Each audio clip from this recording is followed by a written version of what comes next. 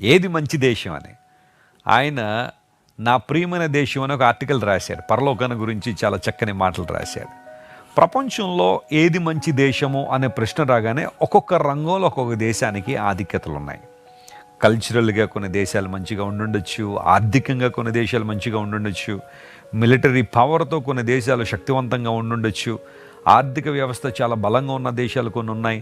So ఒక్కొక్క దేశానికి ఒక్కొక్క గొప్పతనం, ఒక్కొక్క విశిష్టత అనేది కనబడుతూనే ఉంటుంది. మన భారతదేశాన్ని గురించి కూడా చాలా మంచి విషయాలు మనం చెప్పుకోవచ్చు కొన్ని సందర్భాల్లో.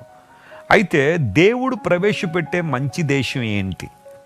ఆయన ఎక్కడికి మనల్ని ప్రవేశపెట్టాలని కోరుతున్నాడంటే, మన దేవుడు మంచివాడు గనుక ఆయన మనందరినీ కూడా మంచి పరిస్థితులలో, ఇక్కడ దేశం అంటే కేవలం ఒక పర్టికులర్ కంట్రీ అని నేను చెప్పట్లేదు, కానీ దేవుడు ఒక మంచి అనుభవాలతో మనం నింపబడినట్లుగా, మంచి ఆశీర్వాదములతో నింపబడినట్లుగా, ఆయన మంచితనం అంతా కూడా మనం పొందుకున్నట్లుగా ఆయన మంచి అనుభవాల చేత మనం నింపాలని ఆయన కోరుతున్నాడు. దేవుడు నిన్ను ఆ దేశంలో ప్రవేశపెడుతున్నారు. ఈరోజు బహుశా నీ జీవితంలో దేవుని నుండి ఒక అద్భుతాన్ని ఆశిస్తున్నావేమో.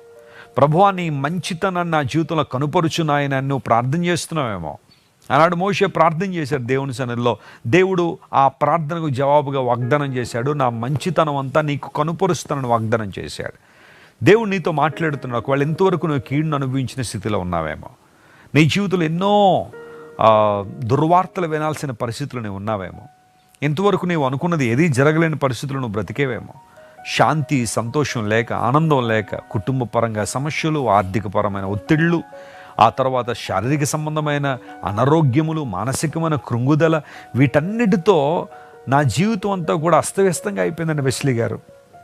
బ్రతకడానికి ఇంకా ఆలోచనే లేదు, నిరీక్షణ లేని స్థితిలో నేను ఉన్నాను, కృంగిపోయి ఉన్నాను అని కనుక నువ్వు మాట్లాడుతుంటే, ఈ వాగ్దానం నీకే దేవుడు ఇస్తున్నాడు. దేవుడు నిన్ను మంచి పరిస్థితుల్లోకి తీసుకురాబోతున్నాడు. ఆయన ఇంతవరకు చెడుతనాన్ని అనుభవించావేమో, ప్రతి ఒక్కరూ నీకు చెడు చేసిన వారు అయి ఉండొచ్చు, నీ ద్వారా మేలు పొందుకున్న వారు కూడా నీకు చెడు చేశారేమో, కానీ ప్రభు నీతో మాట్లాడుతున్నాడు.